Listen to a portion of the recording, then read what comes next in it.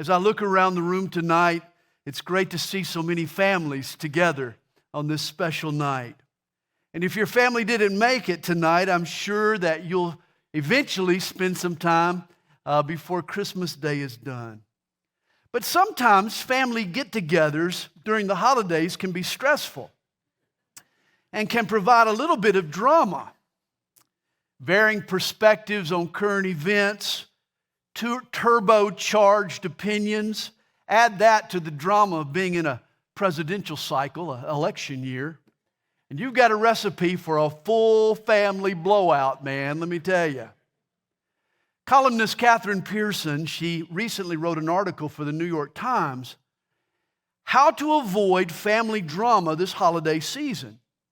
She gives 3 suggestions to tamp down the family drama during the Christmas season. Well, first, Catherine tells us to control the setting.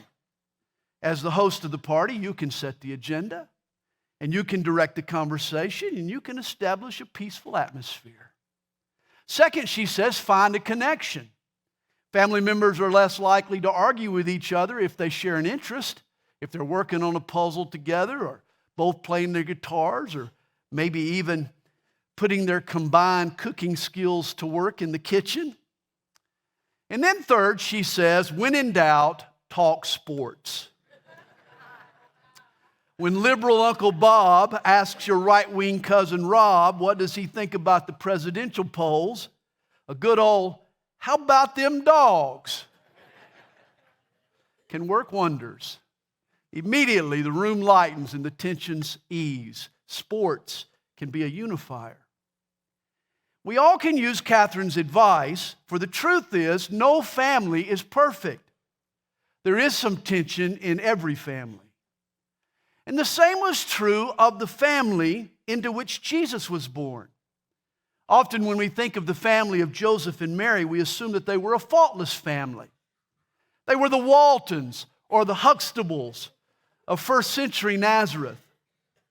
God wouldn't send his sinless son into a flawed family, would he? He must have picked a choice couple, someone with impeccable relationships, a mint marriage with do-no-wrong siblings.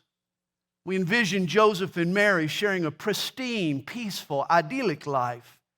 No way did they have the kinds of hang-ups and issues and baggage that our family carries. And yet we are so naive with our assumptions. At the time of Jesus' birth, Mary's just a little girl. She's barely a teenager. And Joseph has no experience in these matters. He's a construction guy, no less. Don't think for a second that their hearts weren't full of apprehension and worry and fear and doubt. What if Joseph and Mary had read the New York Times and tried to follow Catherine Pearson's suggestions for getting along at Christmas time? Her first bit of advice is to control the setting. Are you kidding? There was nothing about the setting that Joseph and Mary controlled. Their lives had spun out of control. I'm sure Joseph once had a plan, but that was before his fiancée turned up pregnant. And he was visited by an angel. And how do you say no to an angel? Now he's escorting this woman 9 months pregnant on foot, on burroback, across mountains and rocky terrain, at the whim of a dictator in Rome who could care less about the inconvenience this was causing. And you can hear their conversation as they travel. Mary tells him, Joseph, you're going too fast. And then she says, Joseph, you're going too slow. And then she says, Joseph, why are you swerving? And then she says, Joseph, I'm about to throw up. Nothing Joseph does is right by this expectant mom. Hey, but when he gets to Bethlehem, that's when he can get things under control. I mean, have you read the story? The hotel sign says no vacancy. And again, the couple improvises. They end up spending the night in a barn. For Joseph, nothing is going right. Control the setting and find a connection. The second of Pearson's suggestions would have been equally hard to follow. I mean, these are just kids recoiling from events that had caught them off guard and that had changed their lives. They both were now uncertain of everything they thought they'd known. At this point, unity was a struggle. Understand, the Christmas miracle begins with a troubled relationship. A husband and his betrothed wife are battling to stay together. In fact, when the angel visits Joseph, he had just found out his beloved was pregnant, and he was actually contemplating his exit strategy. I mean, whether he would have Mary stoned or just send her to a nearby city and let her start over. And I don't care how much you've disliked your spouse, I'll bet you've never considered stoning. Gas chamber, maybe. Firing squad, perhaps. But not stoning. For a long while, Joseph particularly had to work through some trust issues in his relationship. Did he really buy the angel's explanation? He was trapped between believing the impossible or accepting Mary's infidelity. There's a movie called The Nativity Story that chronicles the events leading up to the birth of Jesus. One scene paints a picture of a nervous Joseph and Mary. They're trying to sort out their predicament together. They've been traveling the long, rocky road from Nazareth south to Bethlehem when they stop for the evening at a body of water. Mary's cooking a fish for supper that perhaps Joseph had caught that day. She says to him with a smile, "The baby's moving." And she rubs her hand across her belly. Joseph looks at her with a mixture of excitement and concern. He asks her, or she asks him, You never really told me about your dream." Apparently, Joseph wasn't talking much these days. But Mary tries to pry it out of him. "No, really, tell me." And that's when Joseph leans in and he says, "The angel came to me. He told me the child within you had been conceived by the Holy Spirit and that I should not be afraid." Mary is now depending on this man. And so she asks him sincerely, "Are you afraid?" Joseph whispers, "Yes. Are you?" She replies, "Yes." They both giggle nervously. But Mary's thinking further into the future. She continues, she says, "Do you ever wonder when we'll know? When we'll know that he knows he's more than just a child? Will it be something he says, a look in his eye?" Joseph offers a helpless shrug. He's obviously aware of his own insecurities.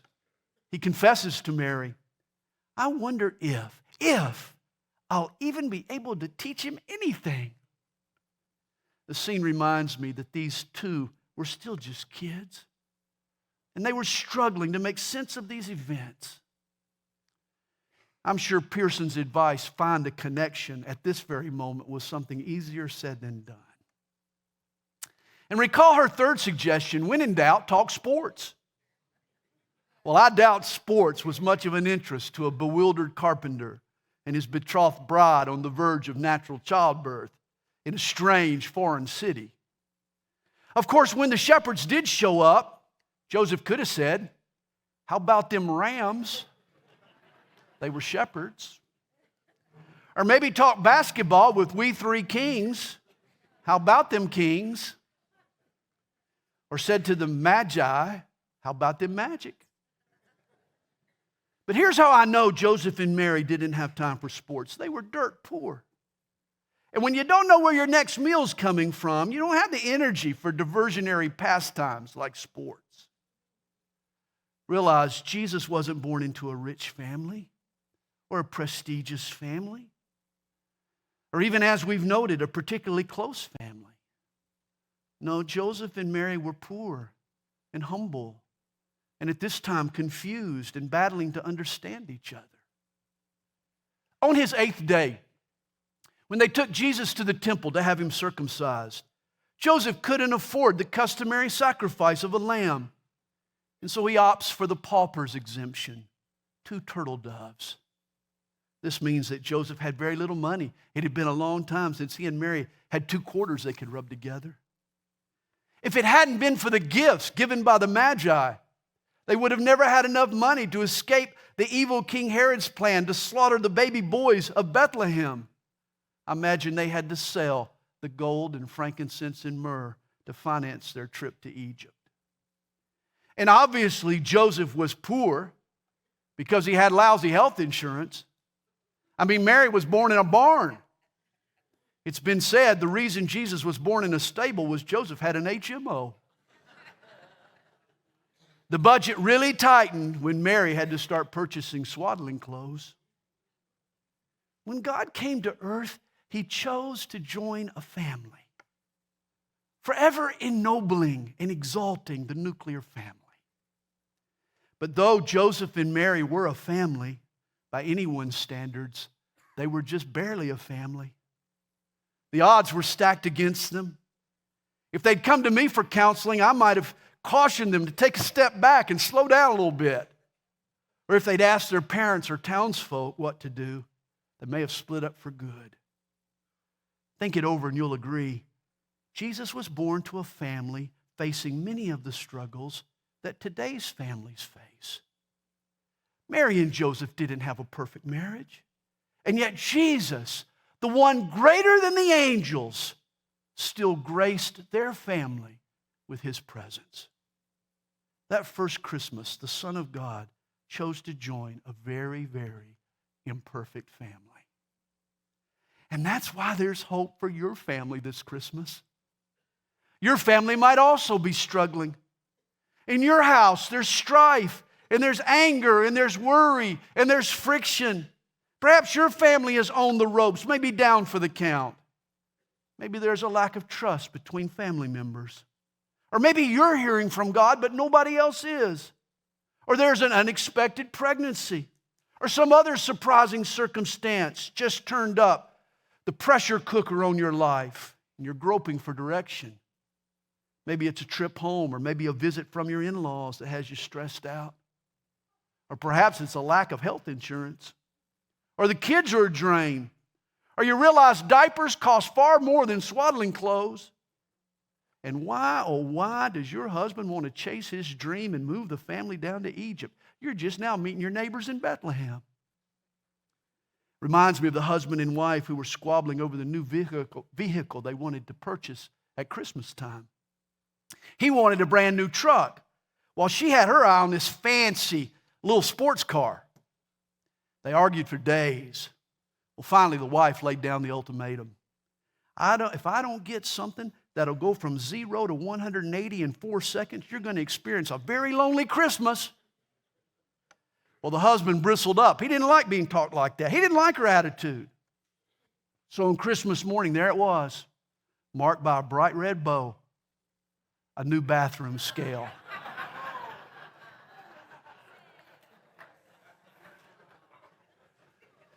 Funeral arrangements for the husband will be announced soon.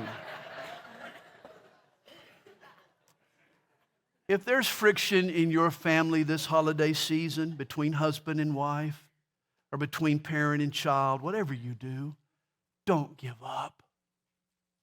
Absolutely. Don't anybody give up. Even if your family is coming apart faster than gift wrapping on Christmas Day, for you there is still good tidings of great joy. Listen, this Christmas, Jesus really does want to join and save and even rule your family. The Holy Spirit wants to overshadow you and yours and work a miracle in the midst of your family. He wants to spread goodwill toward men and bring peace on earth and let it begin in the hearts of your family. Jesus brings new hope to dying hearts, fresh breath to stale relationships. Gordon MacDonald tells of a smart, successful African lady he met after a speaking engagement one night. This lady identified herself as a physician at a local hospital. She went by an obviously American name. That's when MacDonald asked her, "What's your African name?" She immediately strung together several beautiful, rhythmic syllables. Her name had a musical sound to it. MacDonald asked her, he said, "What does your name mean?" And the lady replied, "Child who takes the anger away." Of course, Pastor McDonald sensed a good story here, and so he asked her to explain how she got her name. And here's her answer. My parents were forbidden to marry, but they loved each other, and they defied the family opinion and married anyway. At first, their parents refused to have contact with them until my mother became pregnant with me. When my grandparents held me in their arms for the first time, the walls of hostility came down. My birth swept their anger away. And that's the name my mother and father gave me. This also would have been a great name for Jesus when he was born. The child who takes the anger away. For when you come to the manger and you bow before the newborn King, Jesus sweeps away your anger and your pride and your fear and your insecurities and your selfishness. Jesus doesn't just forgive us, but he forgives us in a way that enables us to forgive others. His love causes us to love even unlovable people, even when they're part of our own family. In a big way, Christmas is about the harmony and the healing and the happiness that Jesus brings when he joins a family. Have you invited Jesus to join your family this Christmas?